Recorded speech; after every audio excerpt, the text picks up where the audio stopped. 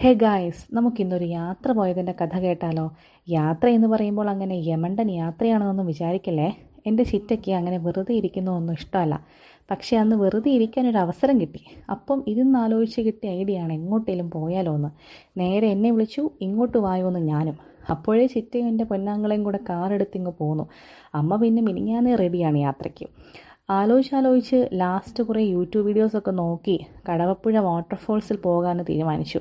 ഏത് എൻ്റെ കൈസ് നമ്മുടെ ഇല്ലിക്കക്കല്ലിൻ്റെ ഒക്കെ അടുത്തായിട്ട് വരും. അനിയനാണ് വണ്ടി ഓടിക്കുന്നത്. ഗൂഗിളമ്മച്ചിയെ മനസ്സാ ഓർത്തങ്ങ് ഇറങ്ങി. അല്ലാതെ എനിക്കും അവന് വഴിയൊന്നും അറിയാൻ മേല. അച്ഛനാണെ കൂടെയില്ല താനും. അങ്ങനെ പോയി അടുക്കാറായപ്പോഴേക്കും ദേ മഴ തുടങ്ങി. അല്ലേലും അതങ്ങനെയാണല്ലോ. ഒന്ന് നടക്കാൻ പോകാമെന്ന് വെച്ചാൽ ദേ മഴ. ഇങ്ങനെ യാത്രയ്ക്ക് തയ്യാറായാലോ ഓടി ഇങ്ങ് വരും മഴ. പിന്നെ പാല ഈരാറ്റുപേട്ട സ്ഥലങ്ങളിലൊക്കെ മിക്കപ്പോഴും ചാറ്റൽ മഴ കാണും. അവിടെ എപ്പോഴും ഒരു തണുപ്പുണ്ട്. പാലക്കാരൻ വല്ലോ ഇത് കേൾക്കുവാണെങ്കിൽ തല്ലാൻ വരല് കേട്ടോ. അതൊക്കെ പോട്ടെ, ഞങ്ങൾ എന്തിനാണ് ഇങ്ങോട്ട് വന്നേ? വെള്ളച്ചാട്ടം കാണാൻ. അതുതന്നെ ആദ്യത്തെ തെറ്റ്.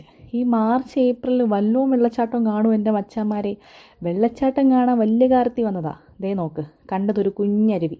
ചിരിക്കണോ കരയണോ എന്നറിയാതെ നിന്നുപോയി. പിന്നെ വന്നതല്ലേ അരുവി എങ്കിൽ അരുവി.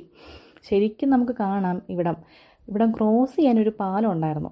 വണ്ടിയൊക്കെ പോകുന്നതാ. പക്ഷേ വെള്ളപ്പൊക്കത്തിൽ തകർന്നടിഞ്ഞ് തരിപ്പണമായി കിടപ്പുണ്ട് കേട്ടോ.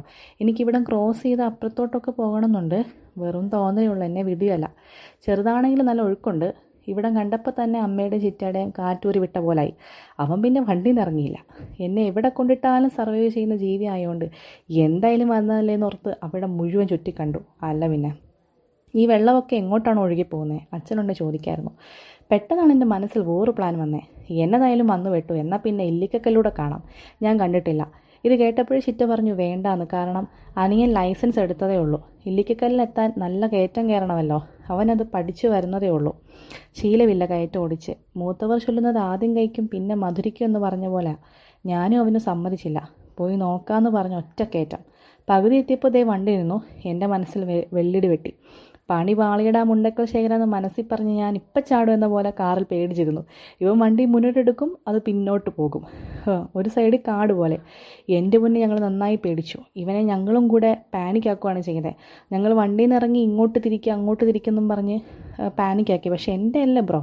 അവ രണ്ടും കൽപ്പിച്ച് മുകളിലോട്ട് കയറി എങ്ങനെയൊക്കെയോ തിരിച്ച് താഴോട്ട് കൊണ്ടുവന്നു. ആരാ അവന് ധൈര്യമില്ല എന്ന് പറഞ്ഞേ. പിന്നെ ഗൈസ്, എപ്പോഴും യാത്ര പോകുമ്പോൾ പ്രത്യേകിച്ച് ഡ്രൈവിങ്ങിൽ പരിചയസമ്പന്നരല്ലാത്തവരാണ് വണ്ടി ഓടിക്കുന്നതെങ്കിൽ ഡ്രൈവിംഗ് നല്ലപോലെ അറിയാവുന്ന ഒരാളും കൂടെ തീർച്ചയായിട്ടും കൂടെ വേണം കേട്ടോ. ഞങ്ങളുടെ അനുഭവമാണിത്. എന്തായാലും സംഭവബഹുലമായി ഞങ്ങളുടെ യാത്ര പര്യവസാനിച്ചു. ഓക്കെ ഗൈസ്, പിന്നെ കാണാം. ബായ്.